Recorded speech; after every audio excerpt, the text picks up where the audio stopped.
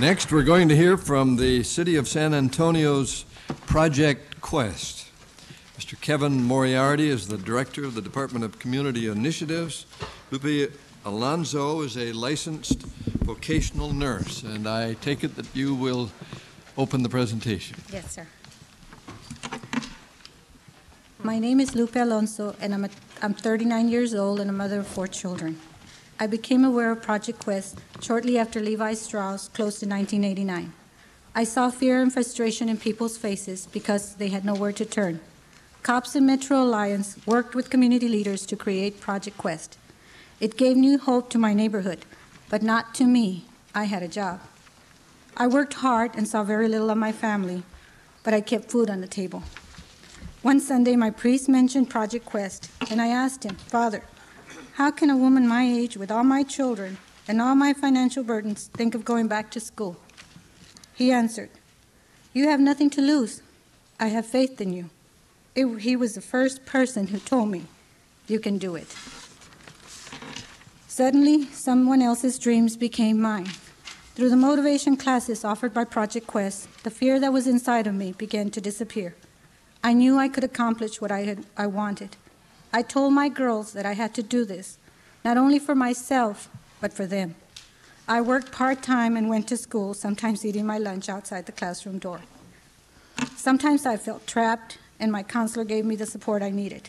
My son was my biggest challenge. I felt in my heart if he could see me cross the stage someday, he would look at life in a whole new perspective. Project Quest offered my family something not even money could buy, the sense of dignity and self-worth. Finally, I was accepted into the nursing program at St. Philip's College. My son told me how proud he was. I knew it took a lot for him to tell me that. It was hard work. Sometimes I came home and I cried on my couch because I was so tired and I wanted to quit. Then I saw the faces of the people in my neighborhood, my priest, my children, and my counselor. The people who had given me the second chance, and I wasn't going to let them down. Today, I am a licensed vocational nurse at $10 an hour with benefits, and I will soon get a $12 raise. I am thankful to God above all, and to Project Quest for giving me the opportunity to grow as a person and open doors of opportunity. My son attends St. Philip's College and dreams of attending the Culinary School Institute in New York. My daughter will go to San Antonio College in the fall, and my 9 and 10-year-old girls are sharpening their skills in math and science. This program has not only changed my life, but the lives of my children, and many, many other lives that have crossed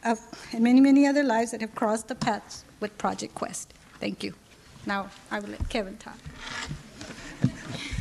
And that's the way this project works.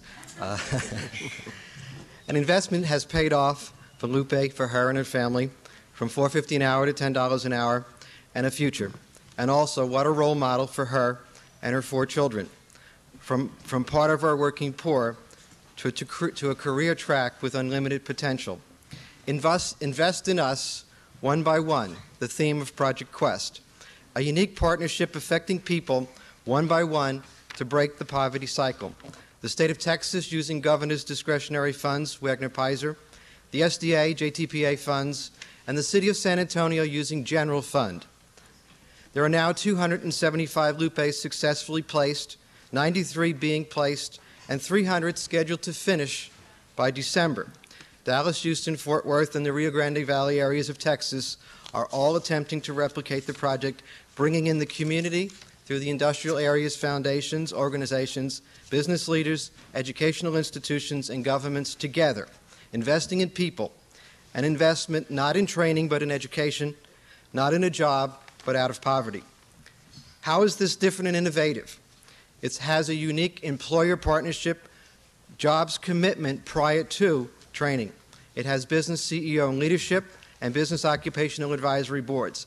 It's community driven by powerful community organizations, communities organized for public services and cops, and it has public accountability to the community through the community organizations. All candidates for mayor committed to continue this project prior to the mayor election in May, and all council candidates, all parties, also committed to continuing the general fund dollars. There is city general fund dollars. It's a long-term college-based training program, 1 to 2 years. The unit cost is $10,000 a person. We could have put 10 people through JTPA and had them making a little more than minimum wage at the end of that process. We chose this route. There's intensive counseling. There's needs-based payments. What's the next step? Using this model to convince the state of Texas, the Department of Labor, to invest in long-term training based on employer-partnered opportunities and a family wage in the state of Texas. Just look at the successes one by one. It's good business. Thank you. The opening question, Vin. I'd just like to, the project seems very exciting, but I want you to explain some numbers in the application to me, because it was troubling to me that 1/3 of the applicants self-screen themselves out, you said, and another 1/3 drop after the initial orientation, and so you end up getting down to serving about 16% of the applications, particularly on that 2/3 that basically just sort of get out of the program from the beginning. Tell me why you're not more successful in expanding it. Our target groups are families, generally, and individuals who are at minimum wage, working and sustaining a family without benefits at several jobs. And we're trying to change a life cycle process. Many people get involved or get interested and very clearly have a problem sustaining their income for their family while they are engaged in the project and drop out for that reason. So it's very difficult for someone who's 25, 35, 39 with 3 or 4 children to take a year and a half off, so to speak, with no subsistence payment to handle that, and that's been our biggest challenge. David? Your program obviously addresses one of the most important problems in the nation. I'd like to understand it a little better. Essentially what you do is take people who already have a high school degree or the equivalent, who are the working poor in effect. That's correct. And then you work with them an additional 1.5 to 2 years of training in order to enable them to get to reach a higher level, a higher bar. Is that what's going on here? Somewhat. Unfortunately, upon testing, we find that around 80% of our applicants, even though they may have a high school or GED, test out at 4th and 5th grade of reading and math. So we're doing a lot of remediation with individuals to get them into that basic skill-based program at our community colleges. But the point is that it departs from the normal response of government in the sense that it's prolonging the educational process. It's actually helping people to get into reach college level first 1.5 years of college. That's the big departure here? That is correct. It's one of the innovations. It's saying that if we get people back involved with the educational systems, they'll benefit from them, and then they'll have a career path change rather than a job change. Max? The city of San Antonio probably has one of the best community organizations in the country in the IAF. Expand on the role of IAF and the ability to reach people and to get them involved. Well, the IAF is key, as is any large, strong community organization. The IAF held and holds public officials accountable, holds and held the governor accountable to a change model.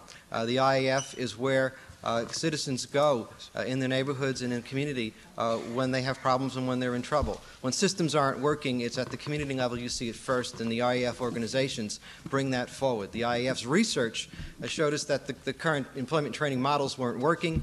We were spinning a lot of wheels, meeting every goal. And the most successful performing SDA in the state of Texas, yet we're putting people into low-wage jobs with no career chance. So we wanted to change that matrix and that paradigm and do something different, even if it meant less people going through the system. Dot has a follow-up question, followed by Dick. Mine's just really, I just need a little translation between you two Texans who are talking. Your application says that the Project Quest was conceived by 2 industrial area foundations, IAF organizations in San Antonio. What is the relationship of the IAF to a government entity? Well, the IAF is 1/3 of the board of this organization, for example. The IAF are the community neighborhood activists who keep government officials honest. Right, okay, so they have no governmental component themselves. No, they do not. Thank you very much. You screen out persons who have a history of drug use, is that correct? No, it's not. You include them in? And there is no screening out of an applicant based on drug use. We include them in, yes. Okay, I'm sorry then. I thought you you did that because I wondered how you did that, what the procedure was. Sure. In fact, we had a guy that said that he was going through the nursing program with me, and he said, you know, I've done drugs, I've been here and there, and I said, and I wondered that, why are you doing, what are you doing here? Well, he was there like me to get a chance, second chance. So. One very quick. Is it Ernie Cortez you're working with in the